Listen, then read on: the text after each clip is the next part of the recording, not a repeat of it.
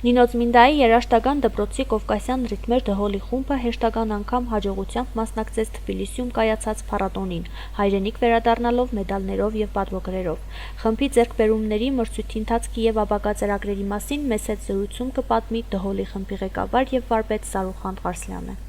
Երեք Թբիլիսիում էինք փառատոն գնաց Արտխոլ կուլտուրայի տունն էինք 10-րդ համարն էր մեր, այնտեղ ելույթ ունեցան մեր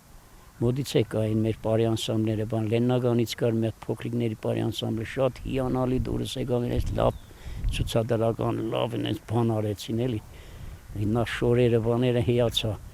խորեոգրաֆն էլ լավ մանչեղարդուշ էր անում, ծանոթ էինք իրար։